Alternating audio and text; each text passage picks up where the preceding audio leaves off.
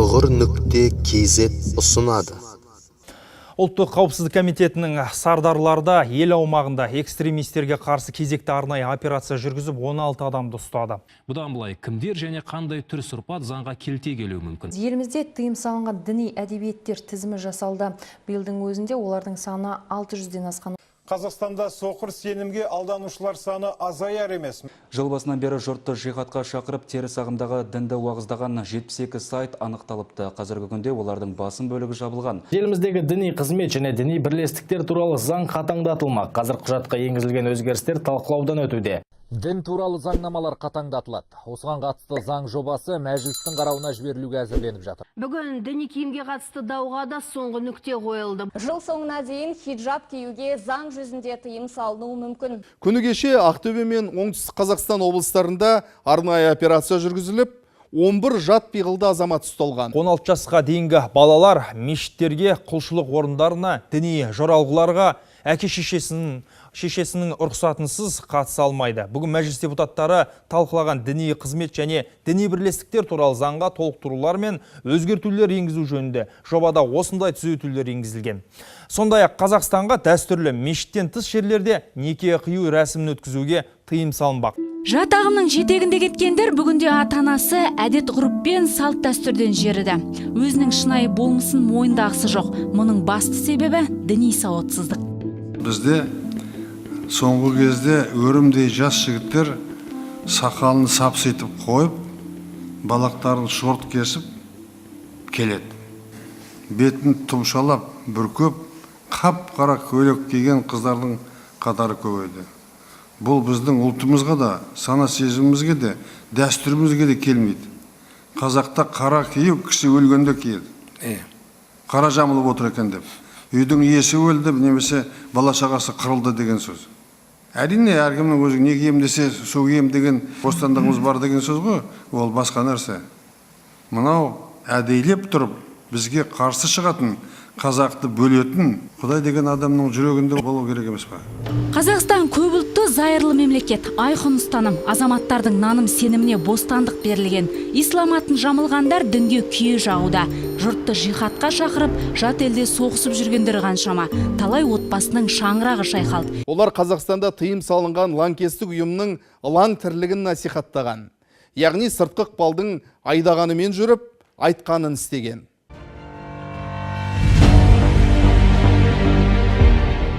Ғаламтор арбаушылары қоғамдағы кез келген буын өкілін алалап жатпай, қатарларын толықтыруды көздейді. Ғаламтор құрбандарының бірі Тұрғынбай Зайнап Батыржан қызы 1999 жылдың наурыз айының 26 жұлдызында Оңтүстік Қазақстан облысы Сарыағаш қаласында дүниеге келген. Қазақстан Республикасы қылмыстық кодексі 256 бабының 2 тармағы бойынша 5 жылға бас бостандығынан айырылған. Атамам мен кішкентай кезінен бастап мәпелеп өсірді. 8 жасынан спорттың жүзу түрімен айналыса бастадым. Сабақтан тыс уақыттарында медресеге барып оқуым керек. Әрине бұл шешіміне ата-анам қарсылық білдірген жоқ. Уақыт өте келе намазды бастап, орамал тақтым. Мектеп табалдырығын аттап үлкен оқу орнына түстім. Оқып жүріп, сүйікті спорт түрінен Қазақстан Республикасының ерлі келіде чемпионқасы болдым. Зайнаптың дінге деген қызығушылығы болғанымен жүйелі түрде еш жерден діни тәлім алмаған болатын. Алайда Зайнап діни ақпараттарды ғаламтордан іздей бастағаннан өмірінде үлкен өзгерістер орын ала бастады. Күнделікті интернет желісінен сабақ алып отыратын. Интернет желісінде Сирия елінде болып жатқан оқиғалар, олардың уағыздарын, олардың лекцияларын тыңдай бастадым. Бірақ ол кезде мен діни сауат мазмұнынан олардың ақ-қарасын ажырата алмадым. Өзім тыңдамай қоймай, оны ВКонтакте, YouTube, WhatsApp желісінде достарыма тарата бастадым. Интернет парақшамда уағыздарын тыңдап жүріп, өмірге деген көзқарасым мүлдем өзгере бастады. Ол кезде ол жақта болып жатқан жағдайлар маған ерсі көрінетін. Бірақ уақыт өте келе олардың уағыздарын тыңдап, интернет желісінен видеороликтерді көріп, Сирия елінің қармағына қалай түсіп қалғанын өзімде байқамай қалдым. Интернет парақшамда Сирия елінің сотарлары пайда бола бастады. Олар маған күнде сол жақта болып жатқан жағдайларды, видеороликтерді жіберіп тұратын. Мен оларды ВКонтакте, Инстаграм, YouTube желісіне салатын. И достарыммен де алмасатын. Сол кезде достарым айтатын, сенің бұл көзқарасың деген, дінге деген көзқарасың дұрыс емес. Өзіміздің Қазақстан Республикасының діни уағызшыларын тыңда, шетелдіктерді тыңдама деп айтатын. Бірақ мен олармен сөз таласып тұрғанмын. Жоқ, мен өзімдікі дұрыс деп. Маған күнделікті хат келетін, Сирия еліне келіңіз, бұл жақта мұсылмандар мемлекеті деп.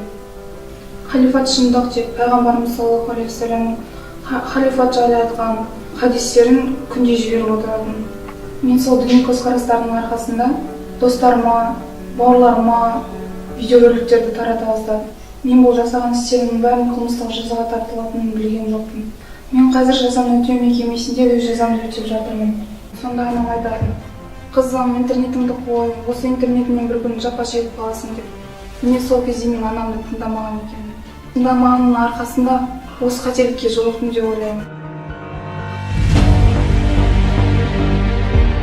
Күнделікті тұрмысымызда, жұмысымызда да ғаламтордың көмегіне жүгінеміз. Мұның өзі заңды да. Қазақтың ұлы ағартушысы Ыбырай атамыздың айшылық алыс жерлерден көзді ашып жұмғанша жылдам хабар алғызды деп армандап кеткен мұратына қазіргі ұрпақтары, яғни біздер жетіп отырмыз. Алайда ақылға салып қарасақ, кез келген нәрсенің күнгейі мен көлеңкелі жағы болатынын ескере бермейміз. Елімізде жүріп, Сириядағы қарулы қақтығысқа кеткен туысымен ғаламтор арқылы байланысып құрыққа түскендердің бірі Сарыбаева Аяна Бақытқызы 1997 жылдың қыркүйек айының 6 жұлдызында оңтүстік Қазақстан облысы Қазығұрт ауданында дүниеге келген. Еш жерде діни білім алмаған. Қазақстан Республикасы қылмыстық кодексі 256 бабының 1 тармағы бойынша 3 жылға бас бостандығынан айырылған.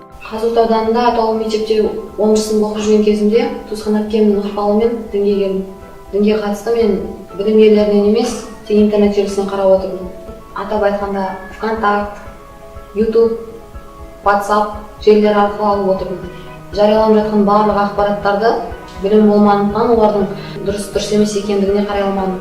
Аяна колледжде оқып жүріп, қазіргі таңда Сирия, Даиш мемлекетінің содырларының қатарына қосылып кеткен туысқан әпкесі Айданамен ВКонтакте әлеуметтік желісі арқылы хат алмасып байланыста болған. Хат алмасудың нәтижесінде Айдананың берген мәліметі бойынша діни көзқарасын қалыптастыра бастайды. Уақыт өте келе Айдана біртіндеп Сирия аумағында болып жатқан жағдайлар, қарулы жихадтың хақ екенін, мұсылмандардың халифат құруға міндетті екенін, нағыз өмір сонда екенін жиі айтуды шығарады. Әуелгіде сөздерін елемей мән бермегенімен, кейіннен қалай арбауына түсіп қалғанын Аяна өкінішпен еске алады.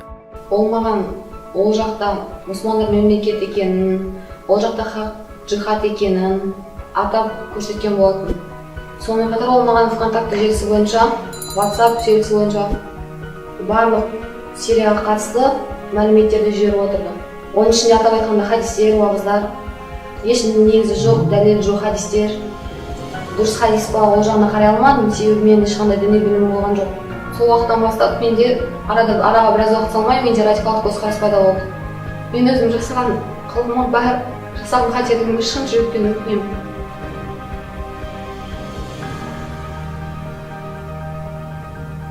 Сіздерге айтарым, интернет желілеріне көп қызығушылық білдіріп, сонымен қатар көп еліктей бермеңіздер. Себебі сезімге беріліп, алдаулар болуға қалай түсіп қалғандарыңыз өздеріңізде аңғармай қалуларыңыз мүмкін.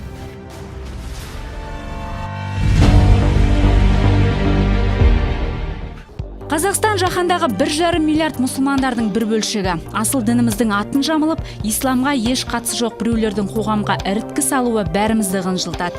Біз дінімізбен бірге ұлттық дәстүрімізді мықты ұстауымыз керек. Біздің қыздарымыз атам заманнан бері қарай бөрік киген, келіндері орамал салған, аналарымыз кимешек киген. Міне біздің салтымыз. Ешқандай дін де ештеме де одан бөлінген жоқ. Тағы да айтайын, қазақта шымқай қара киіну жаман ырым.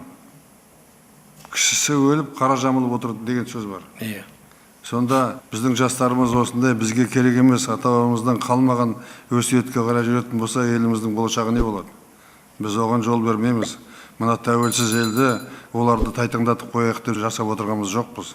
Бізге Қазақстанның бірлігі керек, болашағы керек, өсіп өркендеп зайырлы мемлекет болуымыз керек.